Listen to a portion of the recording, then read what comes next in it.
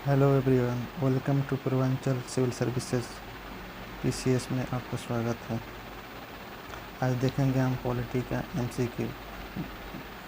राज्य व्यवस्था एक परिचय, polity and introduction. Question number 1 से स्टार्ट करते हैं।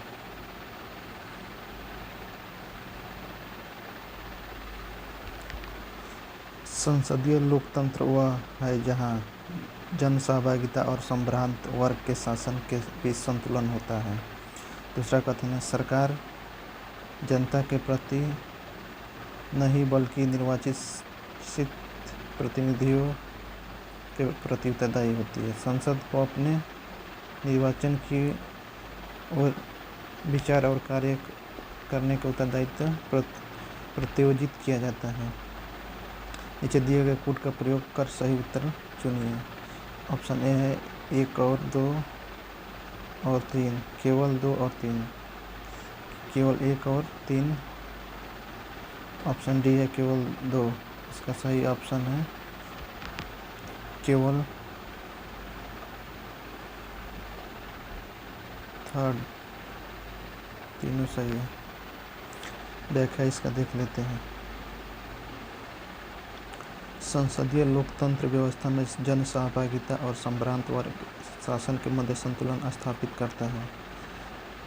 दूसरा है, अपनी प्रकृति के अनुरूप संसदीय लोकतंत्र में उत्तरदायित्व के सिद्धांत का पालन किया जाता है। इसी कारण से उत्तरदायित्व सरकार के रूप में जाना जाता है, क्योंकि इसमें सरकार विधायिका है यानी संसद के प्रति उत्तरदायी होती है और इनका कार्यकाल तब तक चलता है जब तक इन्हें विधायिका या संसद का विश्वास मत प्राप्त एवं कथा प्राप्त होता है। नेक्स्ट, संसदीय लोकतांत्रिक व्यवस्था में निर्वाचन की ओर के विचार और कार्य करने का दायित्व संसद को दिया जाता है। आगे देखते हैं दूसरा क्वेश्चन। निम्नलिखित में कौन सा अध्यात्मक यानी प्रेसिडेंशियल स्वरूप का सरकार का विशेषता है? तो देखते हैं इसका ऑप्शन। ऑप्शन ए, राष्ट्रपति विधायी निकायों का हिस्सा नहीं होता है।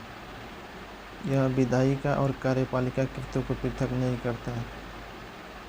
राष्ट्रीय सामूहिक उत्तरदायित्व शासन का पालन करता है। गलत है।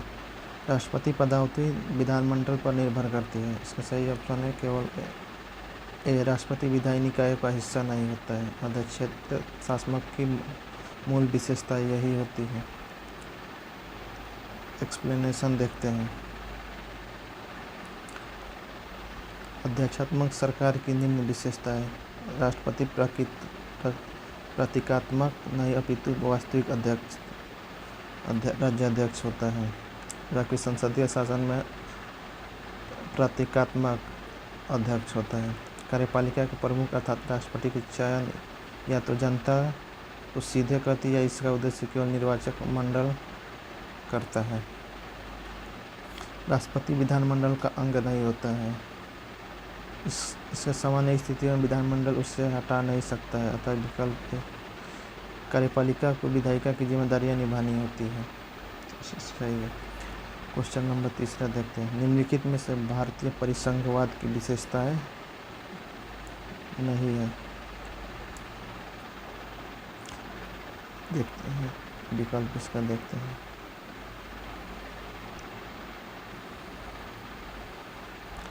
न्यायपालिका संविधान और सरकार के विभिन्न स्तरों के शक्तियों का निर्वाचन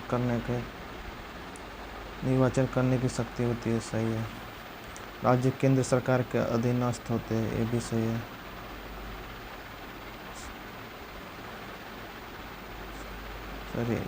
सॉरी ये गलत है। सरकार को हर स्तर के लिए राजस्व का स्रोत स्पष्ट रूप से देना सही है। तथा इसका विकल्प सी सही है। एक्सप्लेनेशन देखते हैं। भारतीय परिसंघवाद के निम्नलिखित विशेषता है। दोहरी शासन पद्धति और केंद्र सरकार राज्य सरकार। केंद्र राज्य के बीच शक्तियों का विभाजन स्पष्ट रूप से ये संविधान की सर्वोच्चता। संविधान उपयुक्त निर्वाचन और उसके संरक्षण के लिए स्वतंत्र और निष्पक्ष न्यायपालिका की स्थापना की गई है।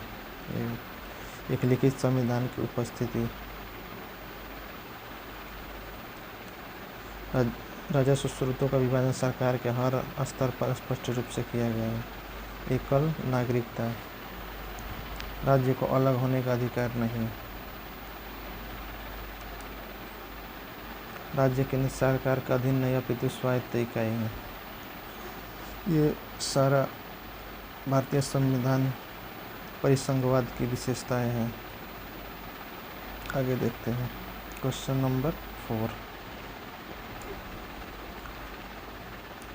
अध्यात्मात्मक शासन प्रणाली के बारे में निम्नलिखित कथन में से कौन सा कथन सही है या है? अध्यात्मात्मक राज्याध्यक्ष भी शासनाध्यक्ष राज्याध्यक्ष भी होता है। गलत डाउट लग रहे हैं। कार्यपालिका विधायिका कार्य को वीटो कर सकती है, सही है। दोनों विकल्प सही है। एक्सप्लेनेशन है। अध्यात्मात्मक शासन प्रणाली की निम्नलिखित विशेषता है।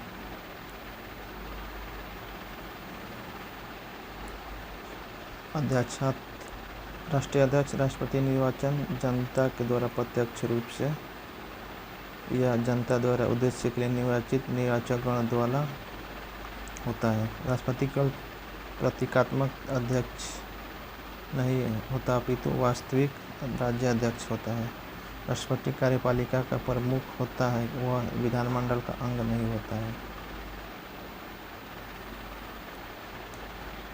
राष्ट्रपति बाध्य नहीं होता है कि वह विधायिका के सदस्यों को अपने मंत्रिमंडल का चयन करे, ये भी एक अच्छी विशेषता है।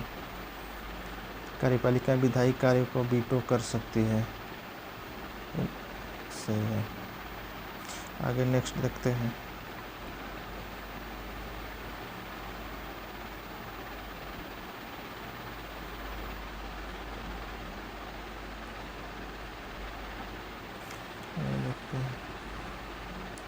संकीर्ण राजनीतिक संस्कृति सामान्यतः कहाँ देखी जाती है?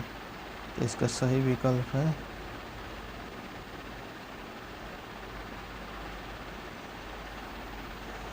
विकासशील समाज में, बहुदलीय पद्धति वाले समाज में, विकसित समाज में, राजतंत्रीय समाज में थे। इसका सही ऑप्शन है विकसित समाज में।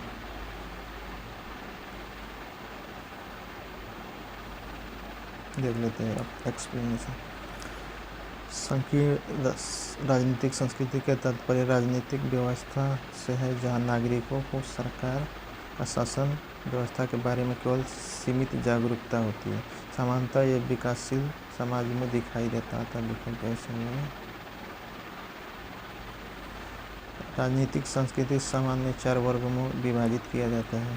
पहला संकीर्ण राजनीतिक संस्कृति प्रतिभागी, दूसरा प्रतिभागी राजनीतिक संस्कृति सामान्यतः विकास के समाज में पाए जाने नागरिकों की स्वतंत्रता के बारे में पर्याप्त जागरूकता होती है।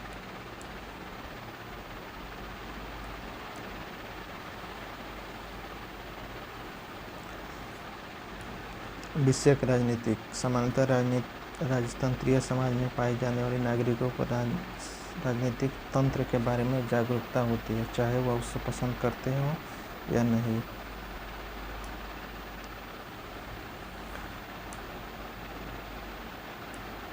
राजनीतिक उपसंस्कृति राजनीतिक सामाजिक व्यवस्था की चुनी हुई बदलती सरकार के अनुरूप आगे बढ़ने में समर्थ होते हैं। क्वेश्चन नंबर 6 देखते हैं। संवैधानिक शासन के बारे में निम्नलिखित कौन सा विचार से? यह सीमित शासन का एक रूप है, सही है। ऐसी शासन जहाँ संविधान लोक प्राधिकार के आधार पर है, ये भी सही है। ऐसी शासन जहाँ साम्राज्य राज्य का औपचारिक अध्यक्ष है, ये गलत है। ऐसा शासन जहाँ सदैव सार्वभौमिक वयस्क मताधिकार, ये सही है। इसका ऑप्शन केवल सी होगा।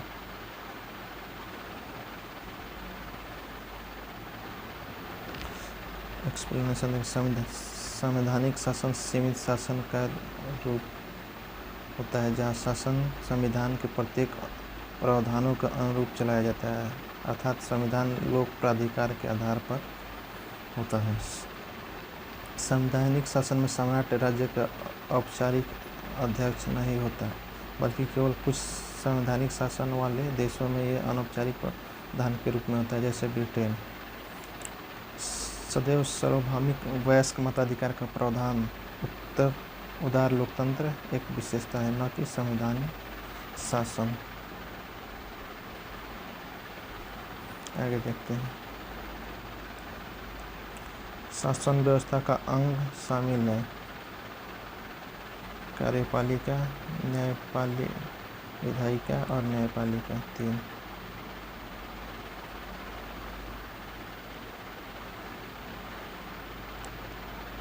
इसका ऑप्शन विकल्प बी सही होगा। देख लेते हैं। विधायिका में जनता द्वारा निर्वाचित प्रतिनिधि होते हैं। कार्यपालिका ऐसे लोगों का समूह है जो कानून लागू करने व शासन चलाने का काम देखते हैं। न्याय की व्यवस्था न्यायपालिका द्वारा की जाती है। संविधान में तीनों ही शासन का व्यवस्थित अंग माना जाता है। आगे देखते हैं। Question number 8।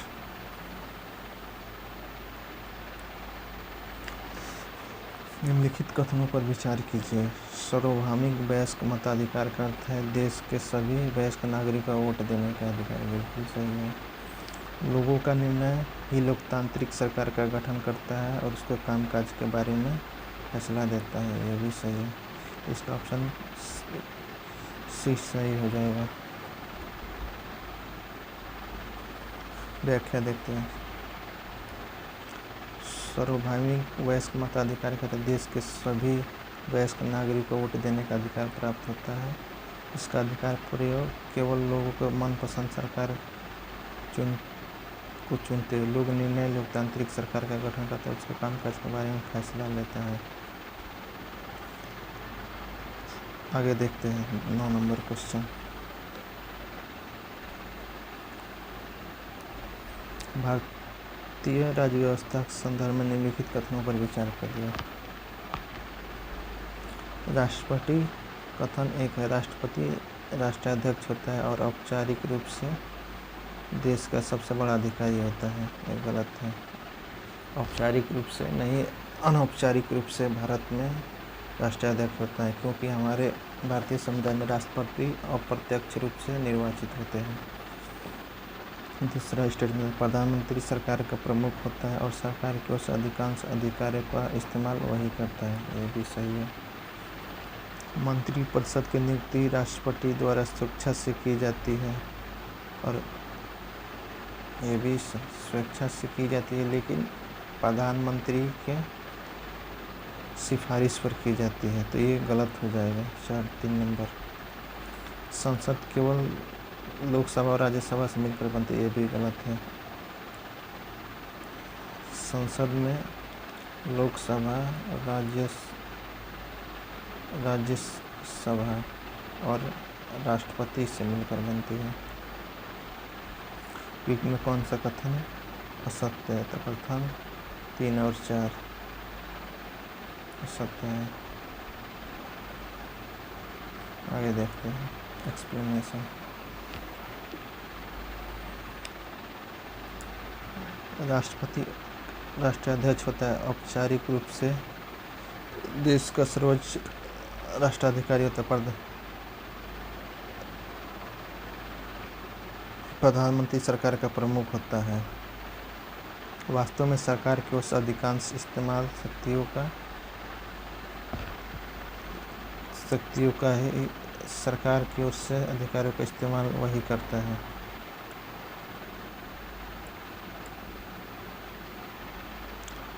आगे देखते हैं।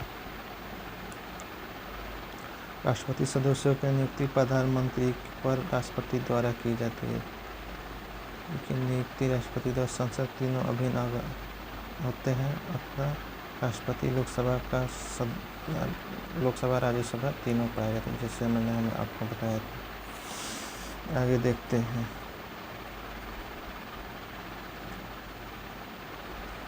Question number 10। निम्नलिखित में से कौन सा से लोकतंत्र में सत्ता के 36 बंटवारे को निरूपित करता है? कार्यपालिका, विधायिका, न्यायपालिका। ये नहीं है, ये 36 बंटवारा नहीं करता, ये गलत है। केंद्र सरकार और राज्य सरकार और स्थानीय सरकार, ये ठीक है। पहले होता है केंद्र सरकार, सेंट्रल गवर्नमेंट, स्टेट गवर्नमेंट, उसके बाद लोकल सरकार।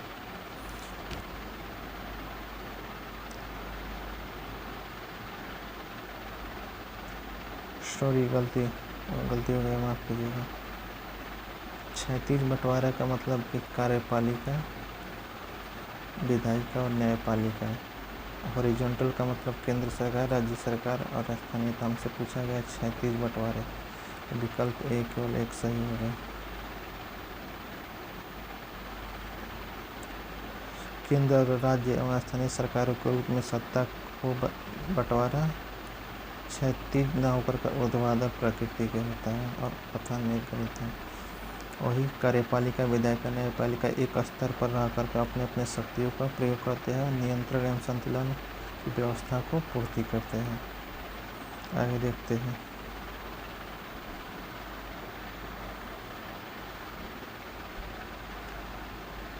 दो निम्नलिखित कथनों में कौन सा संघीय व्यवस्था की महत्वपूर्ण विशेषता है? संघीय व्यवस्था में 2 या 2 से अधिक स्तर पर सरकार, सही है।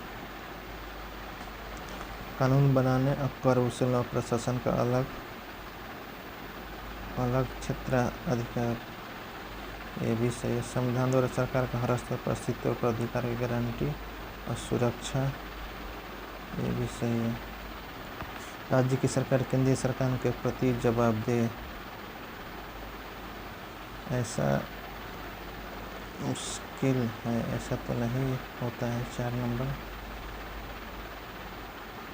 गलत है, 4 नंबर नहीं होगा सही। राज्य की सरकार और केंद्र सरकार के प्रति जवाब देना संघीय व्यवस्था का नहीं बल्कि एकात्मक व्यवस्था का यह विशेषता है, याद रखिएगा। सरकार, राज्य सरकार केंद्र सरकार के प्रति जवाबदेह नहीं होती है संघीय व्यवस्था में, ये केवल एकात्मक व्यवस्था का विशेषता है, केवल एकात्मक व्यवस्था का। आगे देखते हैं क्वेश्चन नंबर 12। क्वेश्चन नंबर 12, उदारवाद शब्द का संबंध निम्नलिखित कथनों पर विचार करें। कथन 1 है, उदारवादी व्यक्ति स्वतंत्रता को समानता जैसा अन्य मूल्यों का अधिक वरीयता देता है। हाँ, बिल्कुल सही है। उदारवादी लोक कल्याणकारी राज्य की भूमिका को स्वीकार करते हैं, ये भी सही है। उदारवाद के अनुसार सामाजिक और आर्थिक असमानता को कम करने वाले उपायों की जरूरत है, तीनों सही है। इसका ऑप्शन डी हो जाएगा। आगे देखते हैं नेक्स्ट क्वेश्चन। एक्सप्लेनेशन देखते हैं। आधुनिक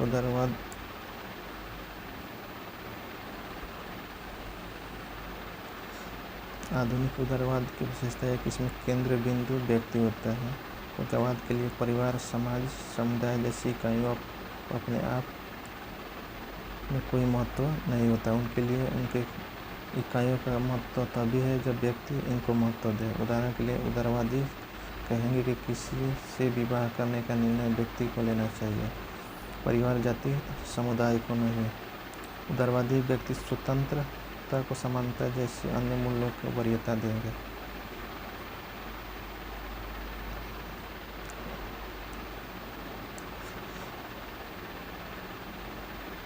आगे देखते हैं। ऐतिहासिक रूप से उदारवाद स्वरूप उदारवाद मुक्त बाजार और राज्य की भूमिका का पक्ष लिया है और कल्याणकारी राज्यों की भूमिका का स्वतंत्रता स्वीकार करते और मान्यता है। सामाजिक और आर्थिक असमानता को कम करने वाले उपायों की जरूरत है, तब सही है। आगे देखते हैं नेक्स्ट।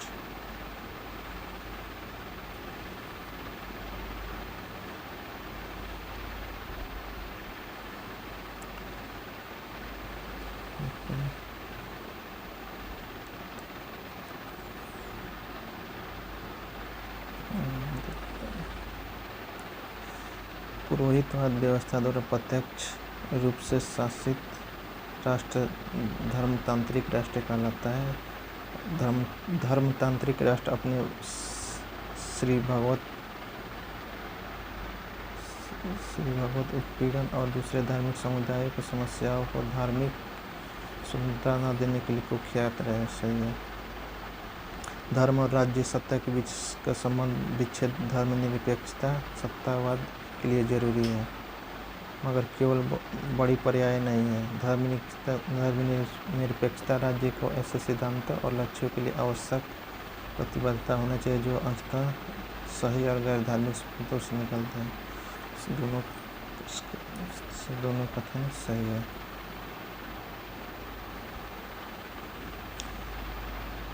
देखते हैं, एक राष्ट्र किसी खास या धर्म का प्रमुख अप्रत्यक्ष रूप से शासित होता है और धार्मिक स्वतंत्रता राष्ट्र कहलाता है। इसी प्रकार राष्ट्र लोगों के उत्पीड़न और दूसरे धार्मिक समूहों के सदस्यों के धार्मिक स्वतंत्रता न देने के लिए कुख्यात रहे हैं। धर्म और राज्य सत्ता के बीच सबसे विच्छेद धर्मनिरपेक्षता राज्य सत्ता के लिए जरूरी है, लेकिन केवल इन पर्यायों नहीं। इस लक्ष्य को शांति और धार्मिक स्वतंत्रता, उत्पीड़न, भेदभाव, वर्जना, आज़ादी, साथी, धर्मांतरित आदि धार्मिक समानताएं शामिल होनी चाहिए। आगे देते हैं 14 नंबर क्वेश्चन।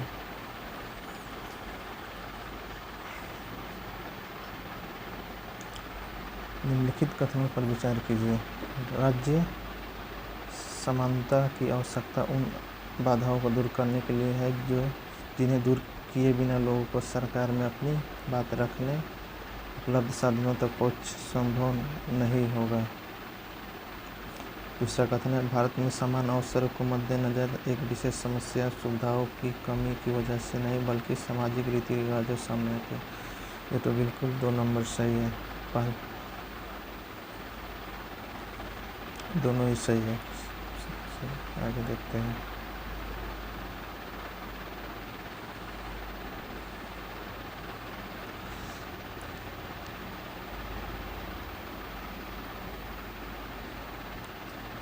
अगर देश राजनीतिक असमानता नहीं होगी तो सरकार लोगों को अपनी बात पहुंचाना मुश्किल हो जाएगा। सरकार अपने उपलब्ध कराए गए साधनों को भी लोगों द्वारा सही तरीके से उपयोग नहीं किया जा सकेगा। कथन है, भारत में समान अवसर के रहते हुए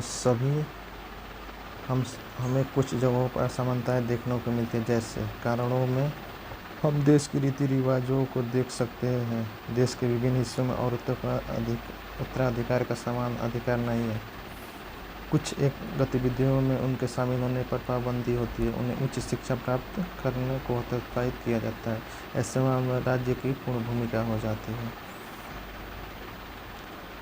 आगे देखते हैं 15 क्वेश्चन। आज 15 क्वेश्चन ही तक करेंगे।